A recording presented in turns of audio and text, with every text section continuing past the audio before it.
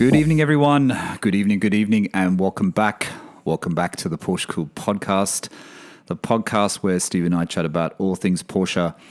Before I say hello to Steve, last week, actually, Steve, I know you're here. Hi, Steve. Hi, mate. How you going? Good. Last week I didn't do the intro. Oh, you did? I didn't.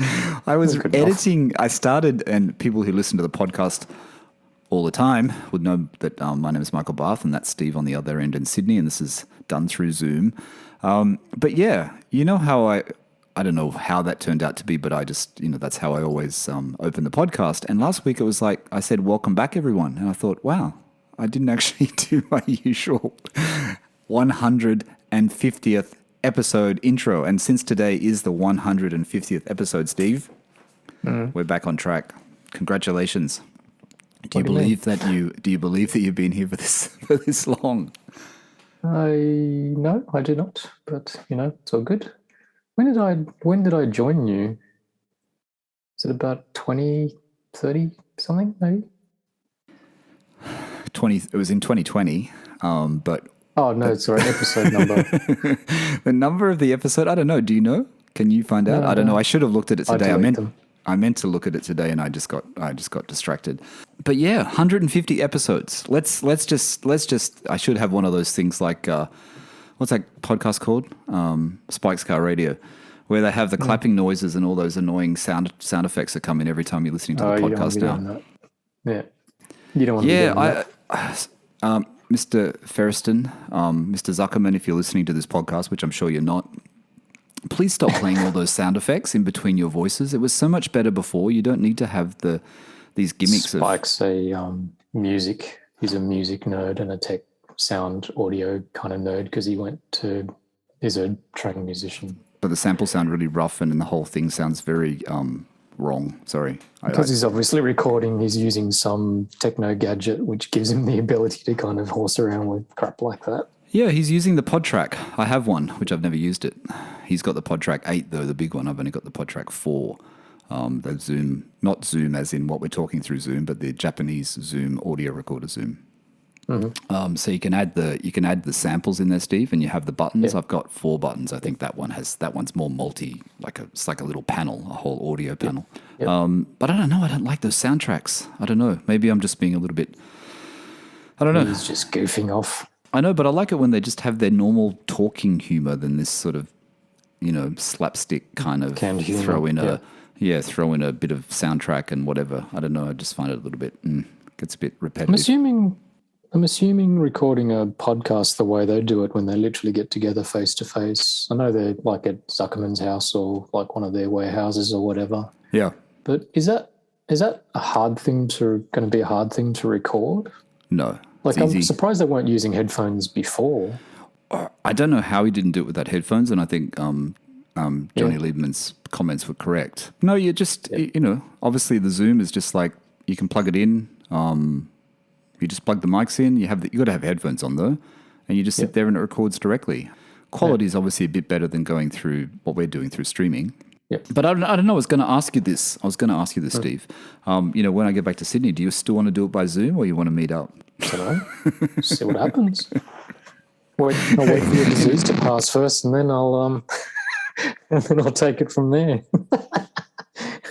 Yeah. So I've got to make sure I've got a bit of the happiness in my voice because I don't want to get criticized again by people who are reviewing us on Apple Podcasts. How so? Criticize away. We'll get to that in a second. Doesn't change. We'll get to that in a second. Hey, I just want to do an update.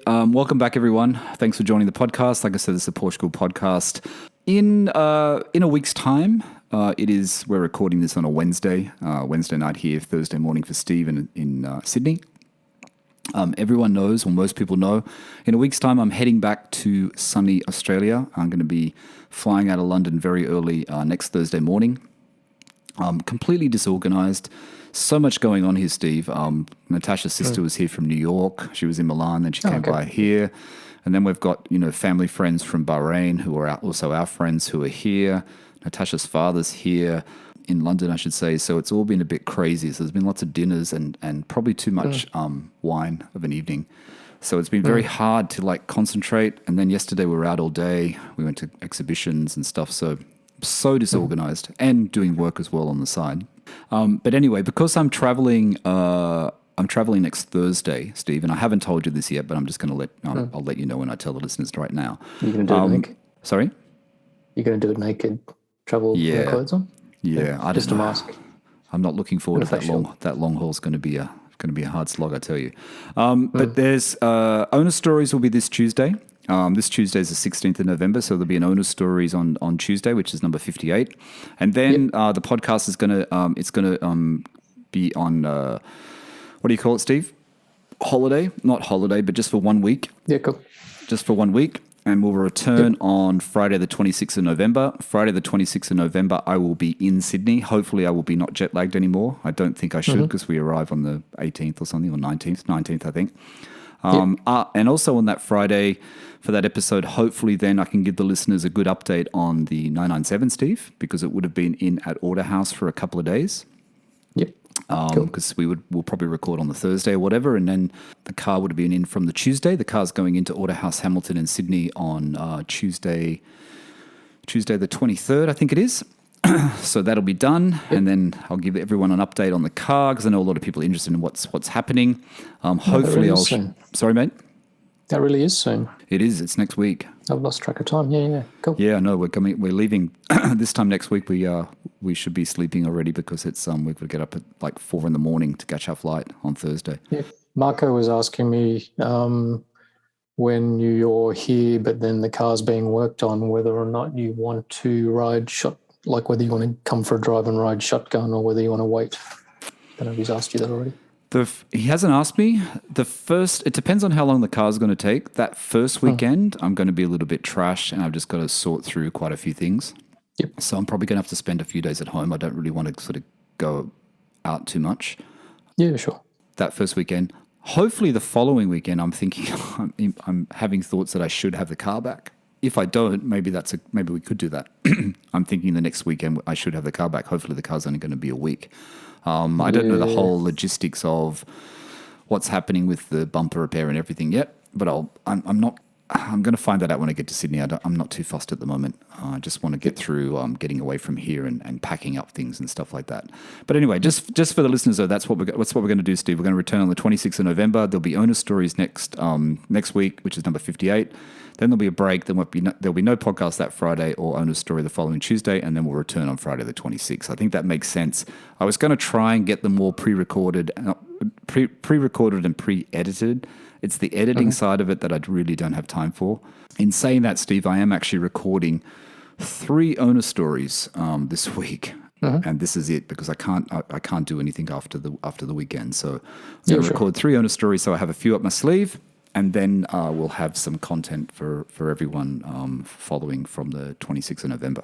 Okay, let me just go through the usual because I want to do the shout out, but there's no Patreon members this week. If you're wondering what Patreon is, Steve knows what it is, and I know a lot of you guys know what it is. But if you don't know what it is, it's where you support PorscheCooled. You just go to patreon.com/PorscheCooled. Last week I did a shout out for Matt and David. David, we know he's from Australia, and we spoke about his car. I didn't know what Matt owned. Matt's reached out to me through Patreon. Hi Matt. He has a 997.2 black 911. Cool. Sand beige interior, cabriolet. He's had it for about 18 months, and he said, "I love the Porsche brand and love the show." So thanks again, Matt, for joining, and thanks for sharing. You put me on the spot, Steve. I don't know. I've forgotten. I don't know. I'm hopeless. I was trying to find an Instagram tonight because there's a review coming up, and someone said they left the review, and the person who probably knows who I'm talking about, and they left a review, and they left me a message on Instagram on one of the DMs. And for the love of me, I just couldn't find it. I know this is a problem with Instagram. I know, and I do actually bookmark people that I talk to all the time, so I know that they're there, and I bookmark the owner stories people, so I have it in the DMs, which makes it easier for me. And I swear I bookmarked this guy, and I'm really sorry, and I know he's going to be listening, and I just can't remember your name. And when I read your review, I know this review is from you, but I know this is not your name on the Apple Podcasts, the username. It's obviously someone else's Apple account that he's used to do the review, but that's okay. Before we get into that, did you listen to Owner Stories this week, Steve? I did. What did you think? I did, as I was trying to clean out my garage storage cage yesterday. It's good. It's cool. I still don't have much of an understanding of like all the older cars like Speedsters and 912s and stuff like that. But was it Jeff? Jeff, yeah. Has obviously been through quite a few and has lots of experience with all of that. Yeah, Jeff had reached out to me. Wow.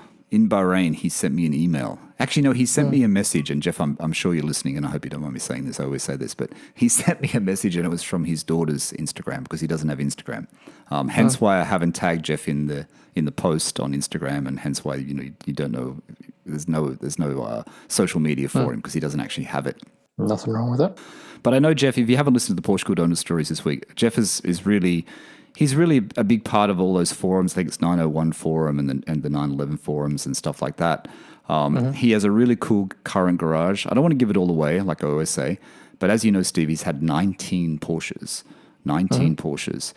His current ones, I like Jeff because he researches the story. He finds out all the information. And I thought some of those, and you would have related to the one with the 911 TE that he has, the 1973.5 TE Coupe, which didn't have a matching numbers engine, which was a Melbourne car, which was obviously owned by someone quite well known in Melbourne from obviously some rich family or well-known family that he didn't want to mention the name, that they bought it new. They got tourist delivery, which would have been really quite special in that day, don't you think, Steve, getting a tourist delivery car in 1973? Say it still is, isn't it? Not still that many is. People make the trip to Germany and, take their car from the factory and all that sort of stuff. Yeah, but did you like that? To do. But you like that part of the story because I know you know who that person is. I know you know who that person is, where the engine came from, and we won't mention his name. But the fact that this car didn't have, it had a 3-liter engine in it, and then Jeff, through Autohouse, found the original engine and now has the matching numbers engine in his car. And the person that sold it to him obviously didn't need the cash, but was just happy to hear the story and happy to help out another Porsche owner. And I thought it was a really good story. And from what you said, that guy's a really nice guy as well. So it's understandable. Awesome guy. Yeah. But I liked the story. I like the thing about Jeff's story because it's about those hidden stories behind your car, Steve. There's hidden things when you buy a classic car that you never really know existed. The wheels and the steering wheel on his 912, how they were gifted by Jürgen Barth. You know what I mean? The from the East African Rally team or whatever it was, and the wheels from the factory Rally 911. You know what I mean? Those things that he uncovered, and the original owner guy, the Mercedes dealer in Leichhardt, that was his car. You know what I mean? Like these things that he just does these searches and I hope I got that correct. And then finds all this information out. But he's got a Polo Red. He's got the 1973.5, I think it is, 911 TE Coupe, 5-speed, Australian delivered. It was delivered in aubergine. The woman that bought it after a period of time didn't like the aubergine anymore and she got it painted red. And Jeff has now taken it back to aubergine. He has the 1968 912 Polo, right-hand drive. That's the one with the rally kind of history behind it. Yep. And then he has that 56 356A Speedster. Once again, one of those sad stories where he bought it off his late friend, but is restoring it.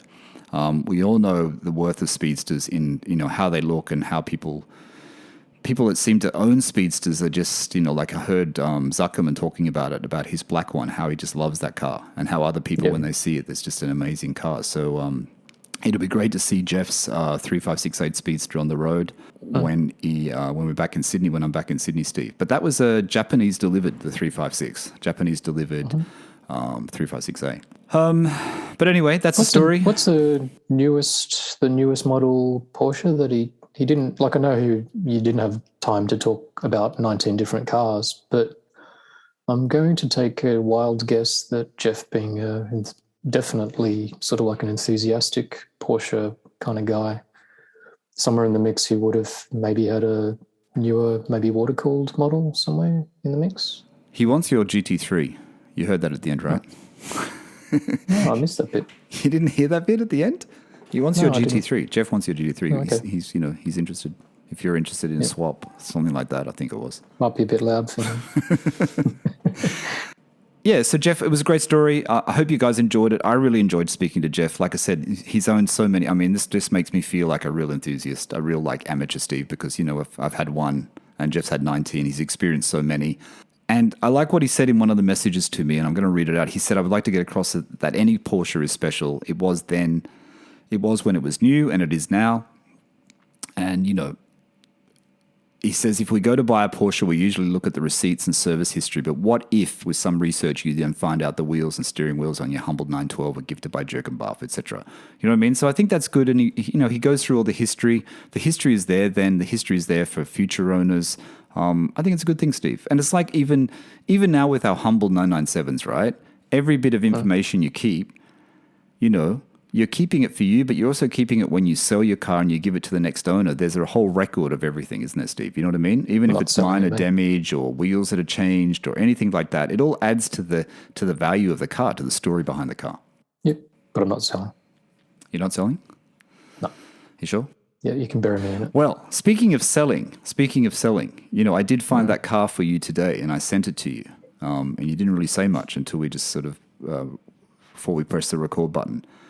And if the listeners was vomiting in my mouth. if the listeners haven't seen it, it's a 2010 997 3.6 for sale on BAT on Bring a Trailer. I just looked at the current bid, which I just don't believe. I'm confused by it. But it's a 2010 Porsche 911 Carrera Coupe, Steve. Spent some time in Hawaii and California before being acquired by the seller. I love how they write these. Being acquired by the seller in February 2021. I'm reading this out. Subsequently converted into a Safari-style 997. Finished in aqua blue metallic, the car has been modified with a suspension lift, all-terrain tires, auxiliary lighting. I want to go back to the auxiliary lighting. A roll bar, Yakima is it? Roof basket, a tool bike carrier, and a spare wheel. And an aluminium skid plate. Recaro pole position seats, 997 turbo deck lid, Alcantara interior trim, and B&M short shifter. Have you heard of the B&M short shifter? Yep, very common. And Gundo mufflers with a center bypassed exhaust. Yep. I don't know if I appreciate this car. Do you appreciate it? No, it's not my kind of cup of tea. It's obviously... It's a bit of a shopping basket, isn't it? I find it a bit of a shopping basket. I mean, it might have good parts that have been added to it. It kind of... I have to say, the one thing I don't mind, Steve, is the wheels that are on it look cool. Like, I think they're called Braid Wind Race or something. I think I wrote it down. Yeah, Braid Wind Race. I thought the wheels were kind of cool, the white wheels. But, you know, then when they had the bonnet up in the picture, if you look at the picture on Bring a Trailer, you see the lights are literally, there's like all the bolts underneath your bonnet. It's literally, it's not like any reverse here, unless you putty it up, spack filler it up. But it's literally got the holes. But just so the listeners know, if they haven't seen this, and you should go and have a look at it, it's on Bring a Trailer. At the moment, this is Wednesday, it's almost 72,000 US dollars. It hasn't been up for that long, I don't think, and it's 72,000 US dollars already. I'm on the site and it's sold for 84,911. Oh, it's finished, has it? I'm on it right now and it says sold for 84,911. 84,000 US and it's a Carrera. It's not a Carrera S, it's a Carrera 3.6, right? Yeah. I guess that's interesting. It's interesting that, you know, like, I know air-cooled Safaris are popular, right? They come up and if they're done by Lee Keynes, you know, or someone else, they're popular. But, I mean, I guess it shows you can actually do a Safari project on a 997. People have done it. I don't know if I'd want it, personally. It's very specific. Like, I don't know. I'd imagine if you had one of those things here, maybe the market hasn't quite kind of taken off yet. Although, like, didn't Autohouse hint at a Safari build at one point in time? And I think I saw, like, an orange car, but they didn't talk about it. But I think I saw it on social media that looked like it.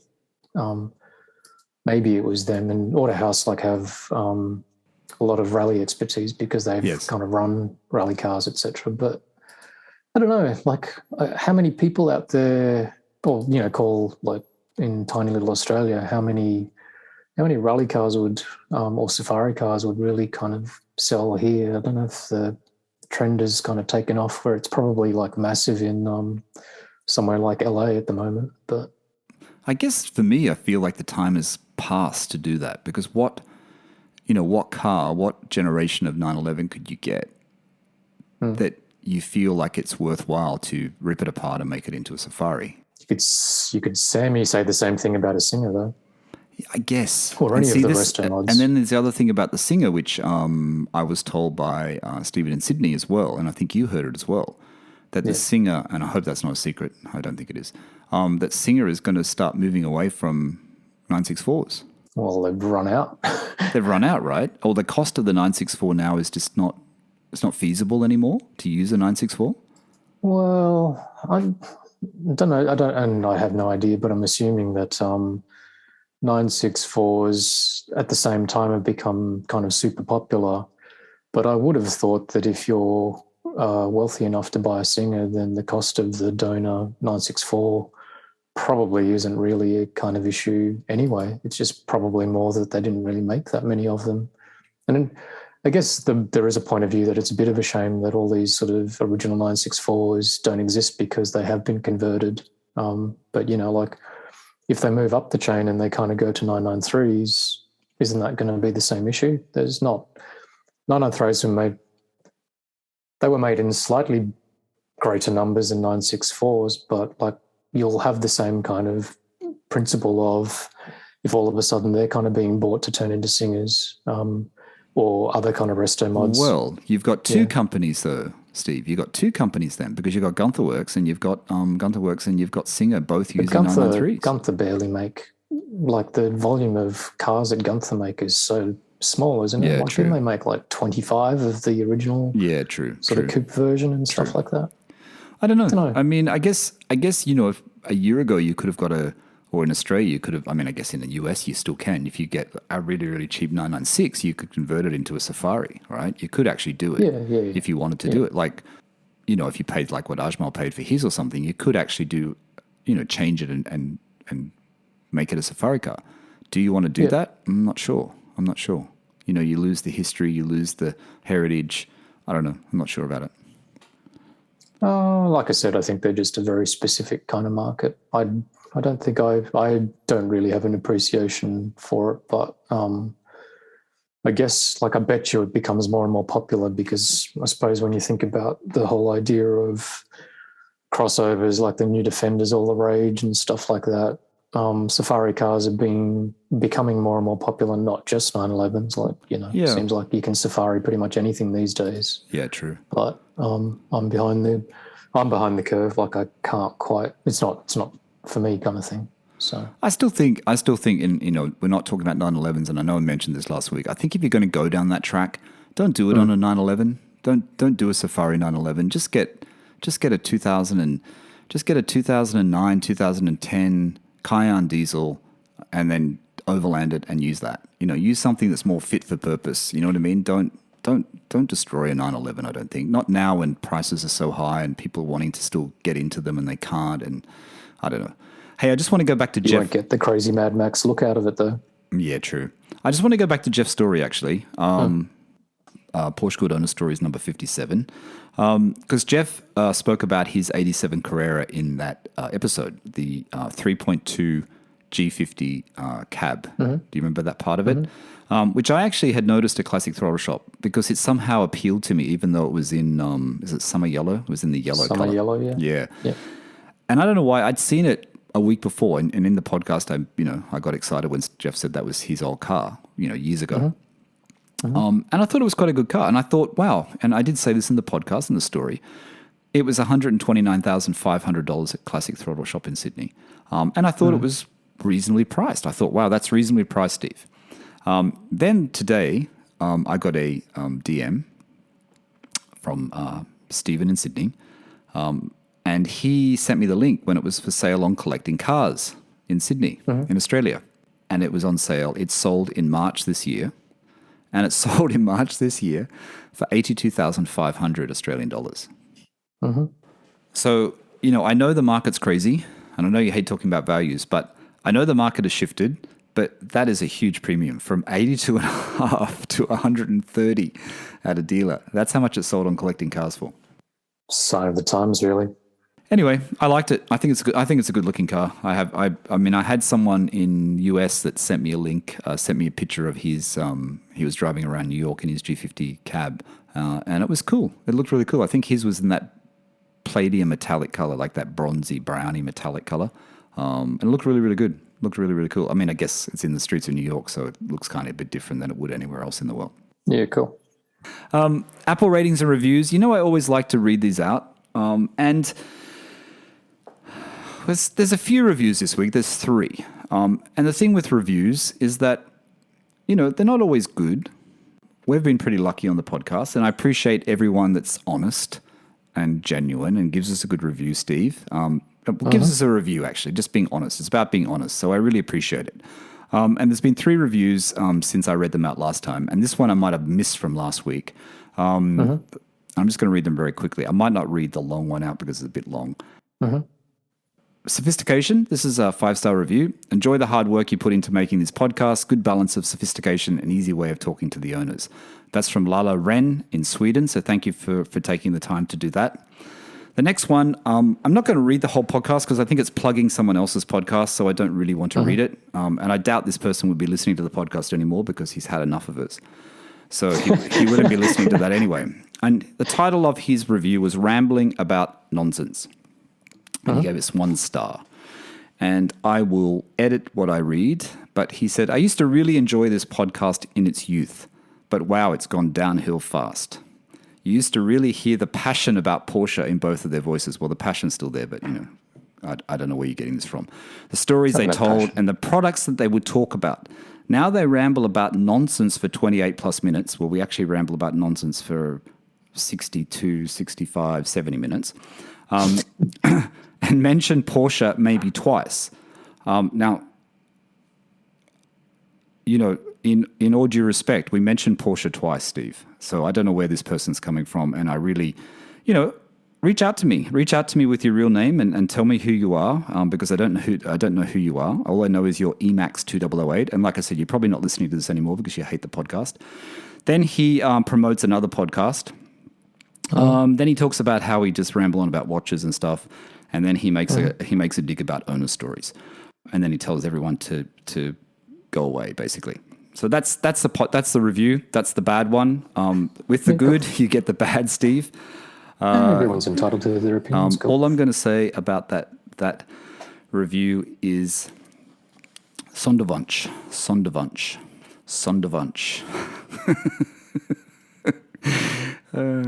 That's my personal joke today, Sonderwunsch. So that was that one. And then the next one, great podcast, 5 stars, amazing podcast. As a huge Porsche fanatic, this is my go-to podcast. Next best thing to getting together with a bunch of Porsche friends. Well done, Michael.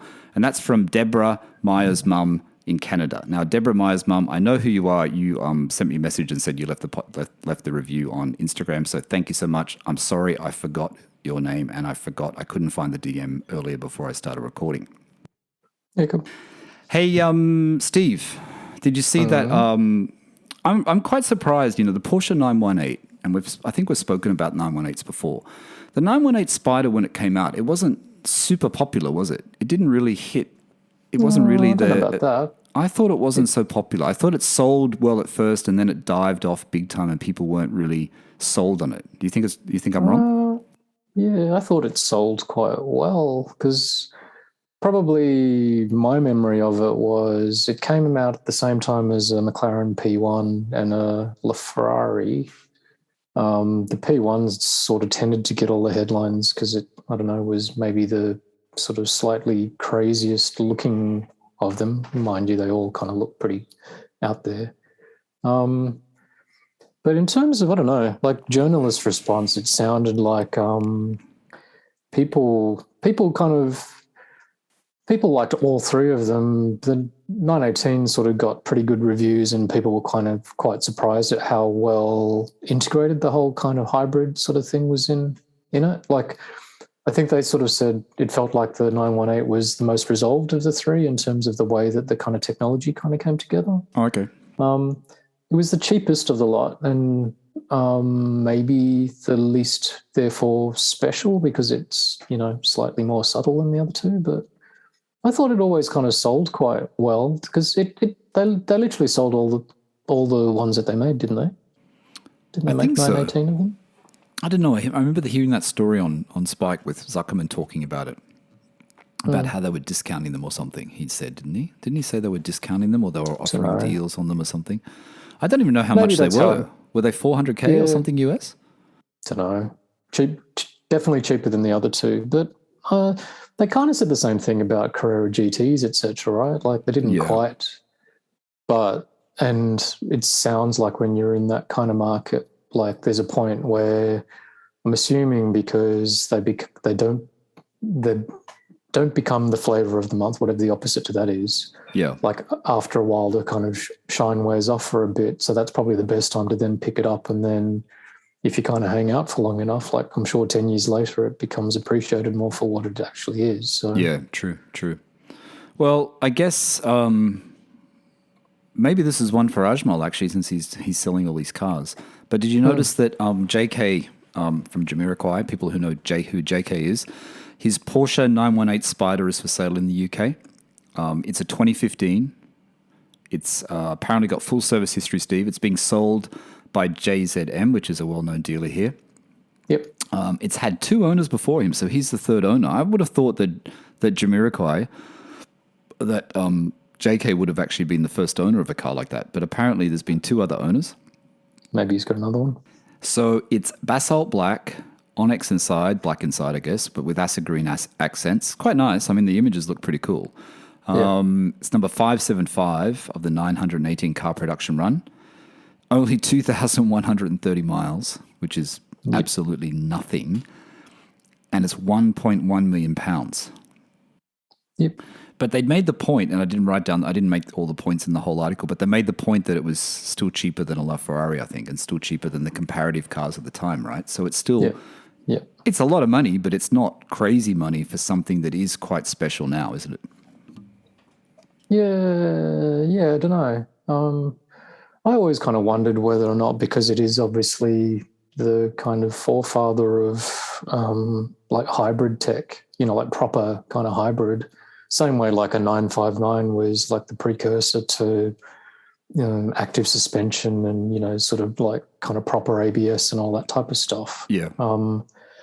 Whether or not in the same way that it might kind of date, like in another 10 years' time, hybrid tech, we're kind of moving into EVs, but like it will have kind of moved on so much that maybe it will kind of date the car massively. When you think about it, like a Carrera GT, there's sort of, apart from maybe the kind of tiny little clutch in that thing, there's nothing to kind of really date it. So yeah, I've seen one many, like in about 2016 or something. I saw one in London. I saw that in London. And the only Carrera GT, no, I've seen two Carrera GT. No, I've seen one Carrera GT and I've seen it twice, is the one that I saw with you when you were in London.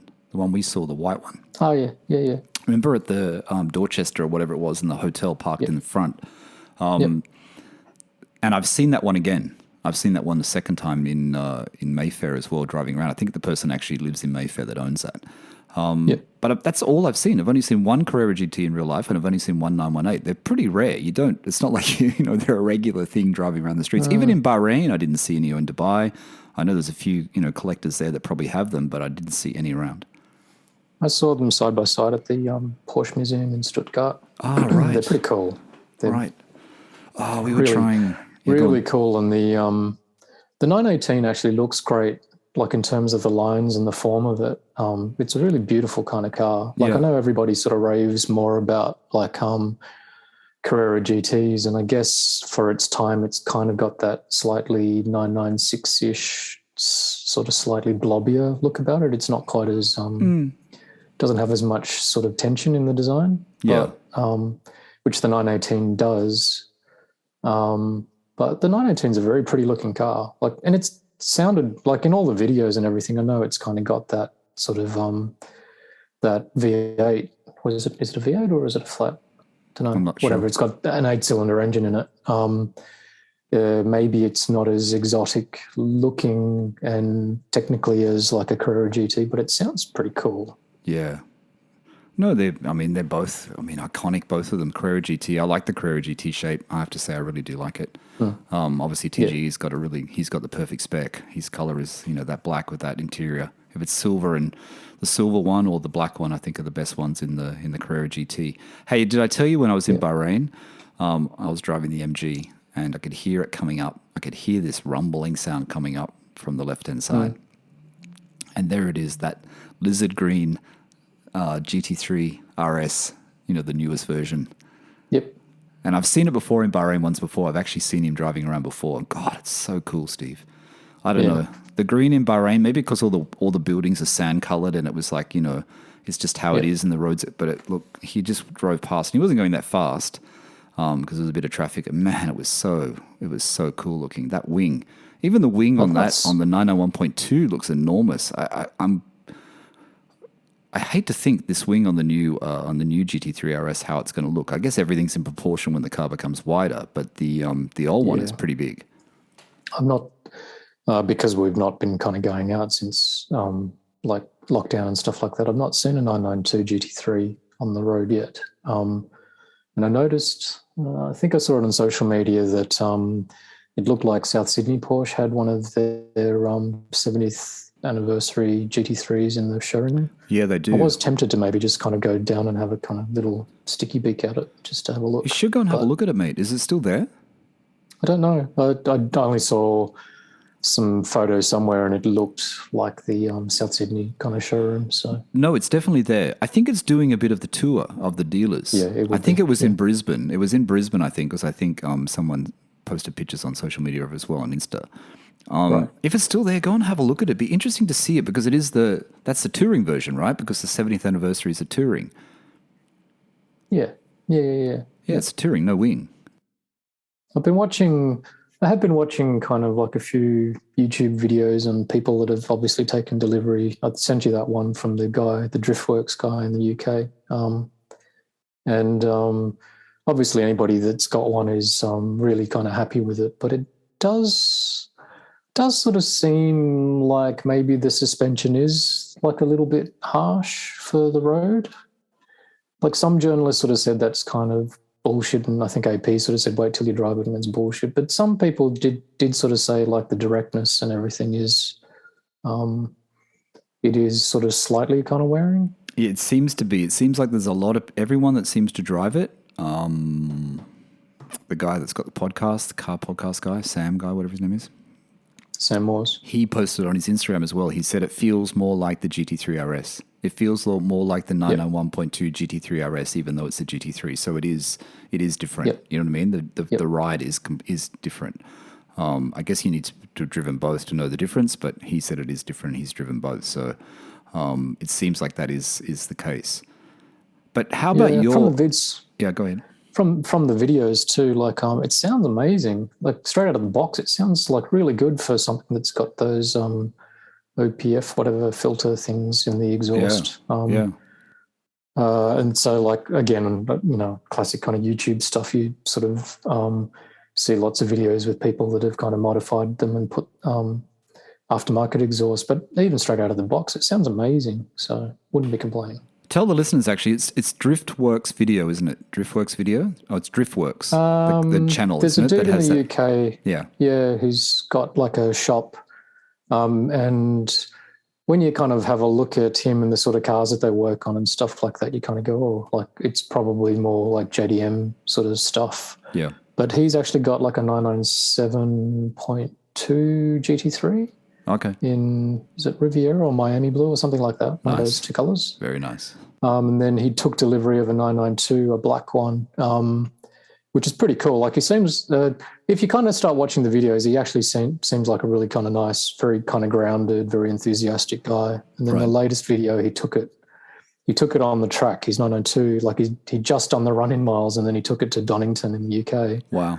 And he had a mate that has a 996 GT3 that has been tweaked with Manti sort of mods. So he's kind of chasing him around the track for a lot of it. And they kind of go in-car in both the different cars, and you sort of see them having a bit of a lark. Like they're obviously both pretty good drivers.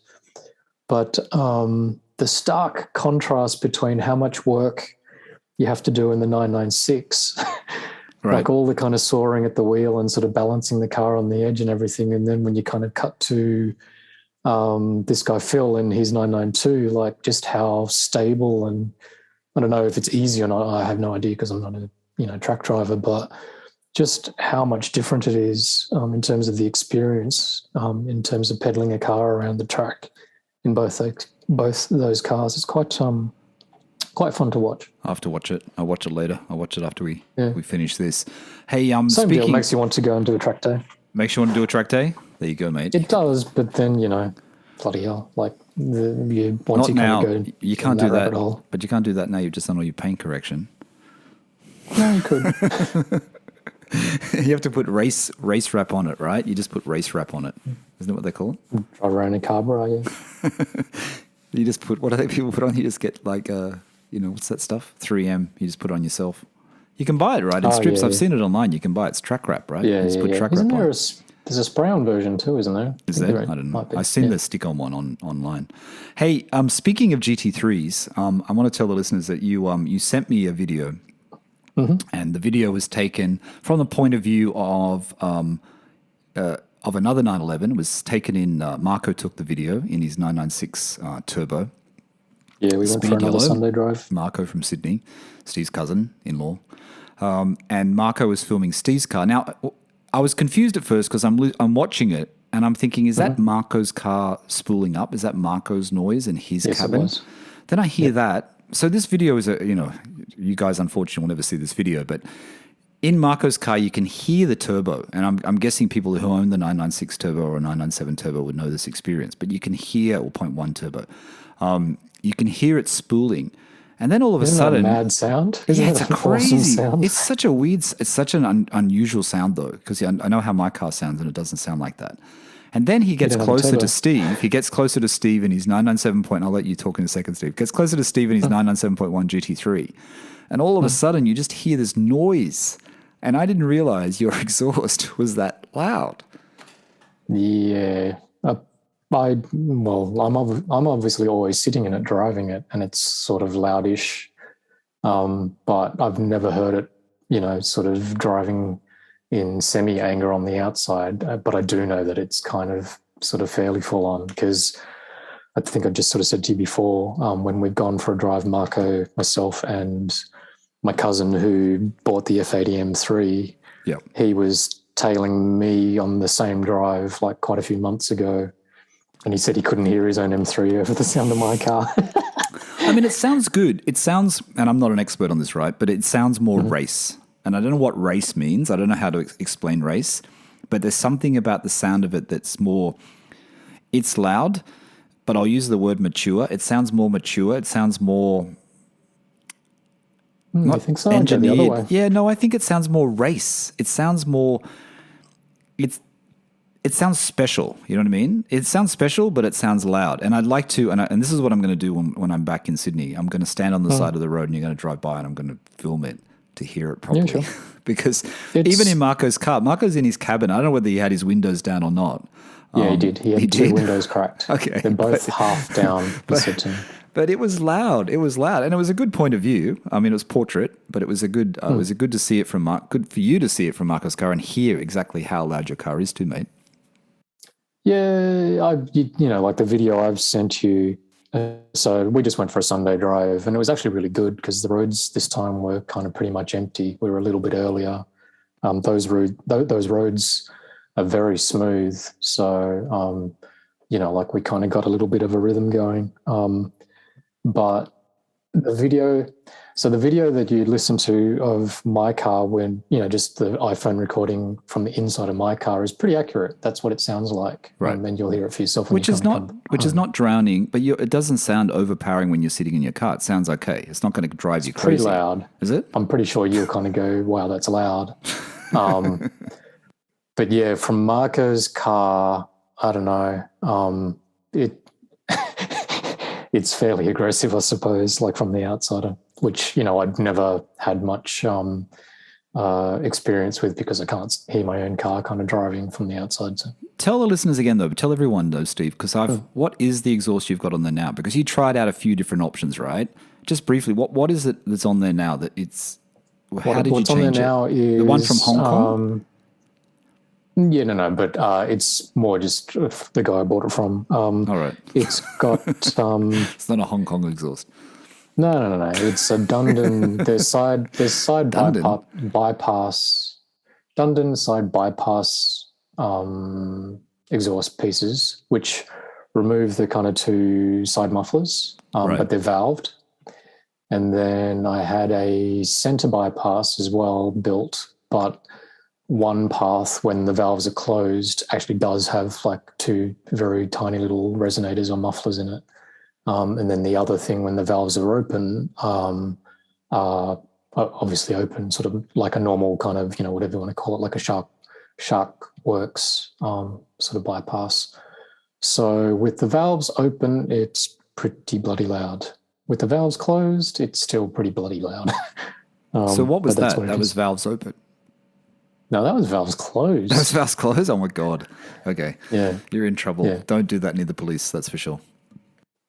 No, I just have to kind of be very, try to be as subtle as I can if I kind of know that there are sort of police around sort of thing. It is pretty leery. Is that a common combination, though? Is that something you saw other people doing online, or you just worked it out yourself?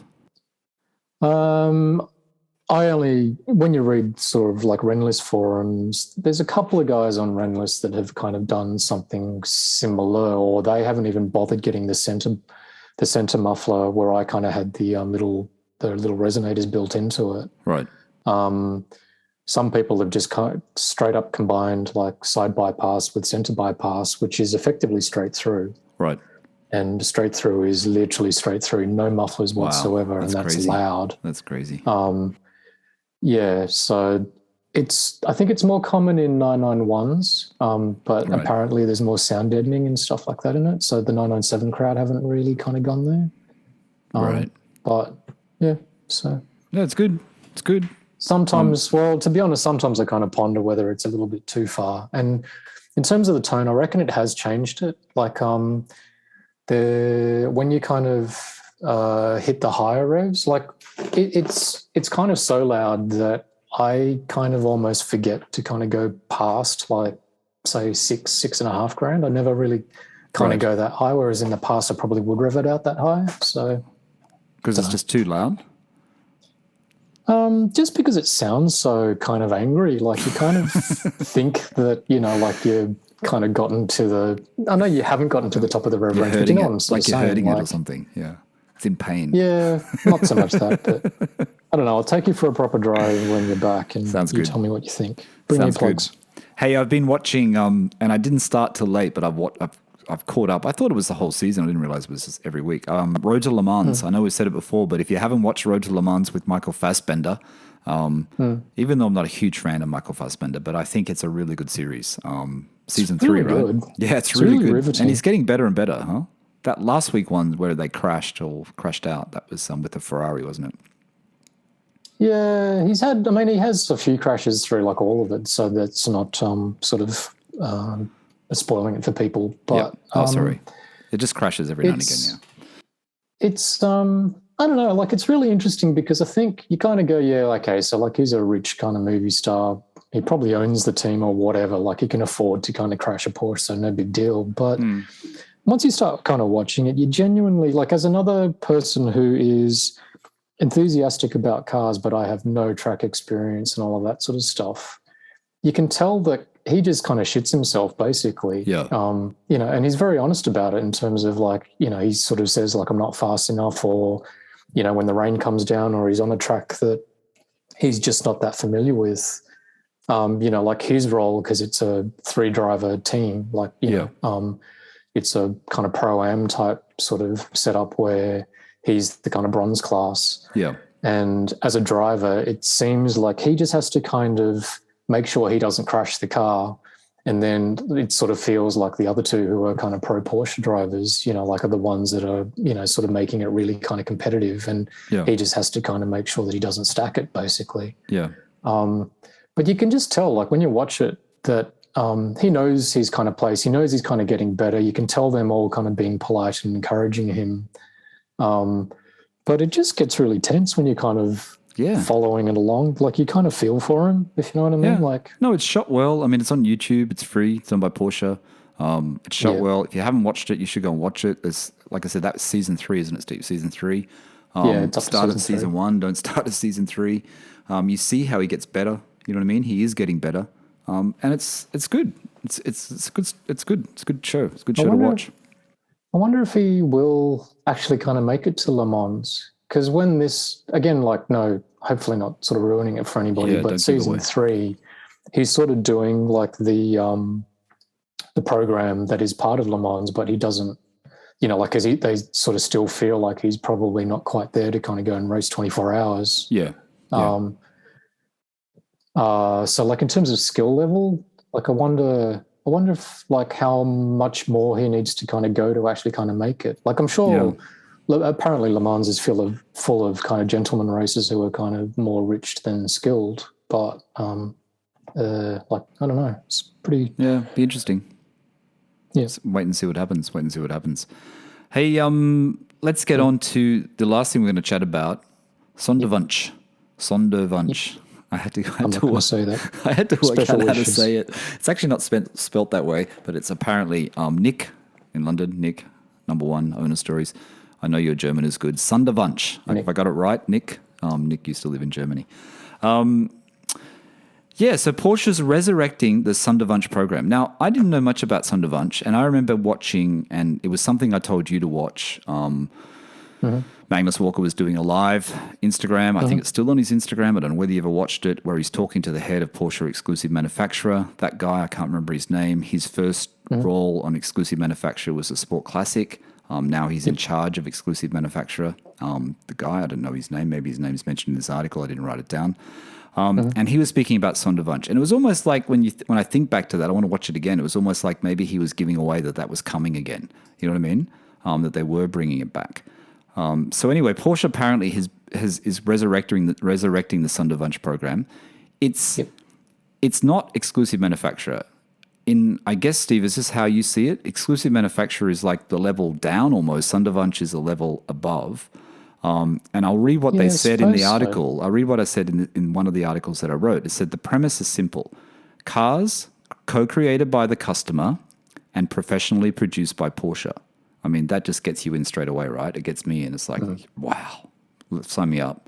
The possibilities presumably endless, as the first Sonderwunsch build of the 21st century shows. And the first build was, what was his name?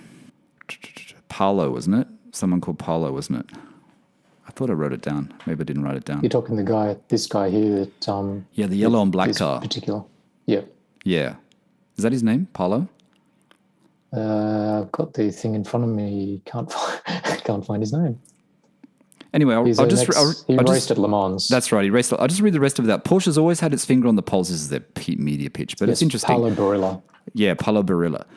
Porsche has always had its finger on the pulse with its exclusive manufacturer range of options, but now is going one better by resurrecting the Sonderwunsch program, first seen in the late 70s. And then they say cars co-created, blah, blah, blah. The cost for such a project is undisclosed. They didn't mention how much it costs. The very first one is the one that was based on a Le Mans car, right, Steve? Yeah, 956. The 956. And if you've been on Instagram this week, you would have seen it. It's in, is that summer yellow again? It looks like the summer. Don't know. I think they call it summer yellow. That's a racing color. Painted summer yellow. Painted summer yellow, white and black. The GT3 faithfully replicates the stunning 956. The wheel design inspired by the Group C car might be stretching it a bit. Blah, blah, blah. Unique touches include PB60 badges, Le Mans 985 accents for headrests and sills. The gorgeous new PDK selector, which is the knob, which looks like a gear shift. Which he made himself. Which he made himself? It's out of magnesium or something. Really? Yeah, there's somewhere in maybe the other article that I had read. You read the Piston Heads one. I read the Evo magazine. Okay. One. And it said something. I think that he was fashioning the kind of gear knob himself. and I think it's made out of magnesium. Wow. It looks pretty cool, though. I have to say, when I read it in the article, I had to have a look at it and go, yeah, that looks better than the other one, the one they used, the Braun shaver one. I think it's a pretty good idea, though, don't you? I think Porsche, once again, they're just, printing money. I'm sure there'll be people with their hand up saying, we want our special edition GT3, and you just go there and order it. God knows how much it would cost. I think they said this one took like 2-3 years to complete. Yeah. I'm not sure why it took so long, but it took 3 years to complete. But I guess Porsche still has to be careful, right? Because even though it's Sonderwunsch program, it's like exclusive manufacturer. They don't always give you everything you ask for, do they? It still has to kind of fit in with their heritage a little bit, right? Yeah, but I suppose because this GT3 is kind of liveried up to reflect that 956, like that raced at Le Mans, and the owner of this car who commissioned it was the guy that drove the Le Mans kind of racer. So like the car looks cool, like it's super cool. No, it's good. But because it's sort of harking back to its sort of Le Mans kind of heritage, blah, blah, blah.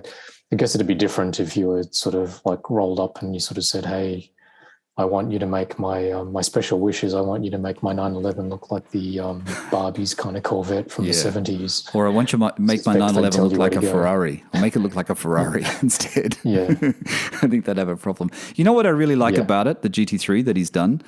I wanted to ask you at one point about the wheels, but I really do like that black, how the back of the car is in the black and then the front is in the yellow and the white. Like, I think it actually works. It works really well, don't you think? I mean... Yeah. Surprisingly, yes. Yeah, the front view of the car, is just looks pretty normal when you see that rear quarter angle, and there really is. I kind of like the mix match wheels. I wonder what you were thinking, because you see what's appeared on this again. Your favorite colored wheel, white. So it's white and gold. So the car has, for you guys haven't seen it, if you go to Evo UK or you go to Piston Heads, there's an article about it, and you just punch in Sonderwunsch. Yeah, it's all over Instagram as well. It's all over Instagram too. But I don't know, there's something about, there's the picture on Piston Heads, the rear, where you see the rear and the wing. The wing doesn't look as big because the back of the car's black and the front's yellow. The number on the side is cool. But those wheels, Steve, the mixture of the almost gold, Weiss gold or Arum or whatever it's called, and the white.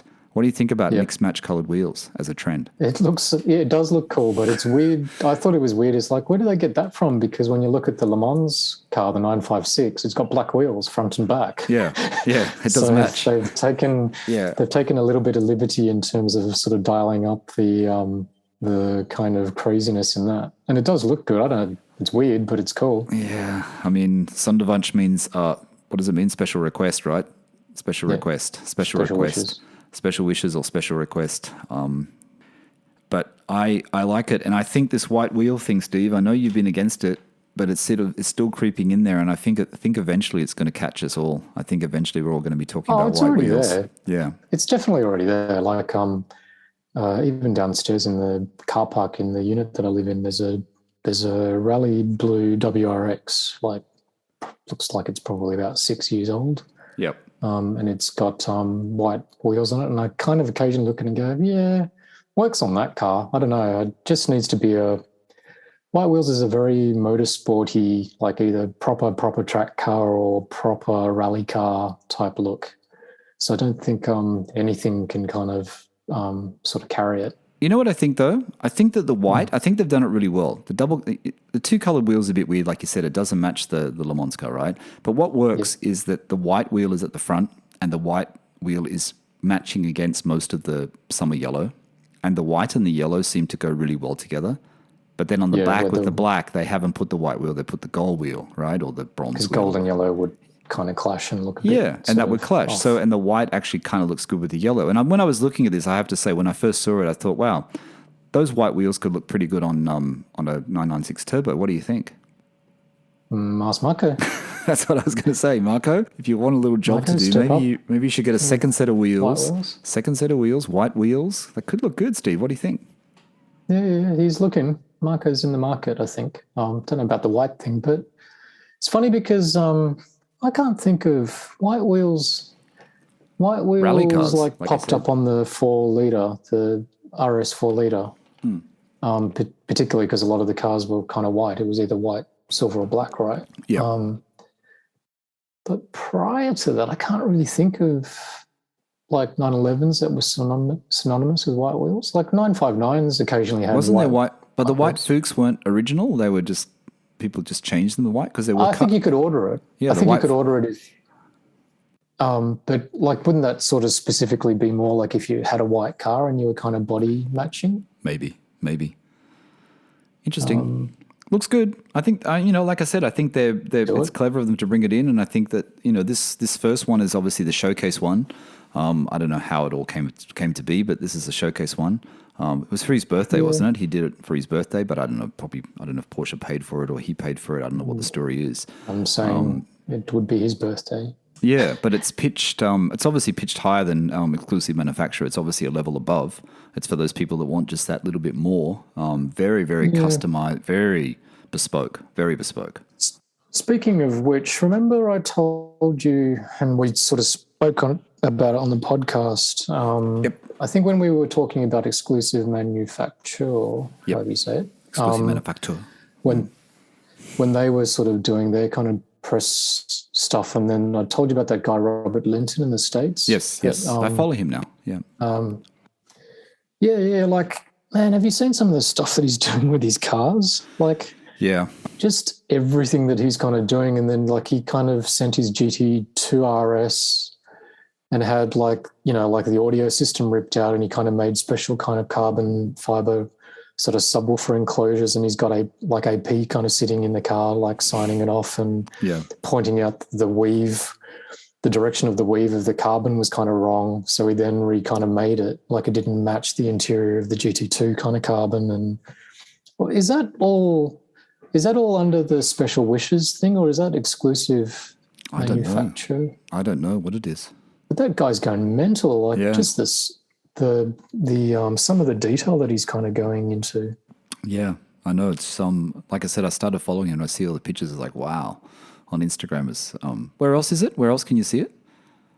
Mainly Instagram now. Just Insta, right? Yeah. He posts a lot on Insta, and he used to be on Renlist a lot, where I kind of started kind of following him a little bit. His builds, right?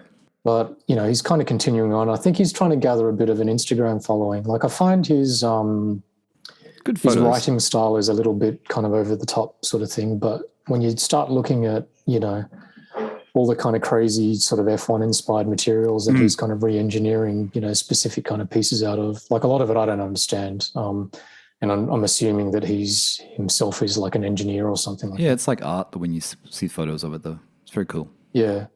It's pretty crazy, but just more that he's kind of managed to rope obviously Porsche into basically looking into it and almost like sort of signing it off or approving it kind of thing. Yeah, more to come. Hey, I've been sitting on it for the last 3 days. I had an order. I was thinking about placing an order at Design 911 because I need another indoor car cover. You know how I was talking about that last week. And I wanted to get the stainless steel sills, like my friend Nick here in London has it with the Carrera. Well, I didn't actually buy the sills, and I'm a little bit annoyed about it because I left it too late. They're not actually in stock. They take like three or so days to arrive. Can you go somewhere else? No, because I got a discount as well. I managed to get, I have a way of getting a discount from Design 911, and I had a 10% discount. So I really wanted to get it from them. There's quite a few places. Can't you? No, most places will match a 10% discount. But they send to Australia. They send to Australia, but obviously the cost, they take the VAT off and then they add the GST on, Australian GST on. Yep. But you can buy them. They'll cost me another £100 more though. Right. But I have these stress attacks before I'm about to travel because I bought a few things. Even though I was plugging the thing about, I'm talking about watches again, even though I was plugging the merits of Phase de Lune watch rolls, I bought a Wolf watch roll because it was 70% off the other day, so I bought a Wolf one because I was trying to save money. But I've ordered a couple of things to come here, various things, and some I've had to cancel, not just for the car, for other things. Some I had to cancel because they weren't going to arrive, and then I had to reorder them and get them sent to Australia, which is really annoying, so it cost a lot more money. Yeah, and I was just hesitant because I emailed Design 911. They took 2 days to get back to me. They were so slow coming back. And then she said, it's 2 to 3 days. We have to order it in. It takes the cover's there, but it's 2 to 3 days to get the seals. And I thought, shit, 2 to 3 days. I order it today. That's like could be Monday, and then they got to ship it. If it's delayed anymore, then Wednesday's my last day. It was just cutting it too fine. You know what I mean? And if it gets sent here, then it's going to be stuck here for months, which would be really annoying. So I think I just had to pay that bit of extra money and do it when I'm in Sydney. So does that mean have you made up your mind when you kind of come back to pretty much install like a lot of these bits and bobs that you've been collecting along? I might install some of them. I don't know. See how I go. See how they look. I haven't seen them yet. I was waiting to hear from what's the name, but I didn't hear from him about the leather part. But anyway, it doesn't matter anymore. What happened with that? Did it finish? You got it? Nothing happened. Nothing happened. It just disappeared. Just never heard from him again. Yeah, right. No, I won't install the leather inner door seals. For the listeners, I got all these leather parts done by a craftsman, artisan here in the UK who's very, very good. Not great with communication, but very, very good. But I don't know if I'll do the inner door seals if I don't have the outer door seals, because it's best to do them together. So I might leave. Well, I just think it's best to do them together, isn't it? Because don't you have to uninstall the inner door seal to put the outer door seal on? No. I thought you did. No, the inner door seals, like there's two little plastic caps, there's two screws, you unscrew that and then you pull it out. Yeah, but if you take the outer door seal off, you have to take all the glue off, so you have to get the other leather one out of the way. You'd destroy it, wouldn't you? No, they're completely independent of each other. Are they? Oh, then I'm going crazy. But here's the other reason why before we go, is that with my black plastic door seals that come standard on a Carrera, anyone with a base Carrera will know, I don't think the leather seals will look that great. It'll make the plastic ones look even cheaper. Oh. See what I mean? The contrast between the two will make them look even cheaper. So I'm hesitant to install it if it's going to look cheaper. They'll just annoy me even more. It's all right. I'll just order them. I'll just order them later on. I just didn't want to take the risk. But I got my new indoor car cover, so I ordered that. It was cheap, so I got that. So. Yeah, right. All right, Steve. Let's call it. Cool. I think that's about it for today. I'm a bit tired. I'm going to go to bed. It's only early, but I'm so tired. I can't believe it. That's about it. What else? I just wanted to say, if anyone hasn't been to Flat Cap Driver, I'm going to do a plug again for Ajmal. If you haven't seen Flat Cap Driver, at Flat Cap Driver on YouTube, at Flat Cap Driver on Instagram, go and subscribe, say hello, tell him you heard his name mentioned here on PorscheCooled. I know, Ajmal, you're listening. Ajmal's just in a video where he's clearing out all of his cars. I'm not sure what's coming. Maybe nothing. I'm good. I'm glad that he's keeping the 996, Steve. Ajmal's keeping his 996. He's getting rid of the 912. He's getting rid of the wife's Golf R. He's getting rid of the VW wagon thingy that he has, whatever that's called. And he's getting rid of his MG that he's owned for a long, long time. So anyone in the market for a car, I think they are all up for sale. And he's buying a 918 to replace all these cars? Yeah, maybe the 918. Maybe that's what he's buying. Yeah, cool. Who knows? Steve, should we go? Yep, all good, mate. All right, thanks, mate. I'll catch you actually in Sydney. I didn't even register. I will catch you next week in Sydney. I'll call you on a local call, telephone, old style telephone. Well, like I said, Marco was asking if you wanted to ride shotgun at some point in time. Yeah, no, it sounds good. Just land and see what you're up to. Yeah, I don't land until Friday night. So Saturday morning I go and get my license and my license renewed, and hopefully everything falls into place after that. See what happens. Weekdays might be better for drives anyway, to be honest. I think weekends are still pretty crazy unless you're really kind of up with the sunrise kind of thing. It'll be good. Looking forward to it. Not looking forward to the flight, but looking forward to it. All right, mate. Cool. Talk soon. Bye. All right, everyone. That's Steve coming in from Sydney. My name is Michael Barth. Thanks for listening to the PorscheCooled Podcast. Like I said, next Friday, we won't be back. We're going to have a break for 1 week just because I'm traveling and I just can't manage to get everything organized. Like I said, there'll be a owner stories next Tuesday. This coming Tuesday, and Friday there will not be an episode, and the following Tuesday there'll be no owner stories, but we'll be back the following Friday, whatever date that is. Anyway, I'll keep you guys updated on Instagram, and that's about it. Thanks for listening to the PorscheCooled Podcast. Bye for now.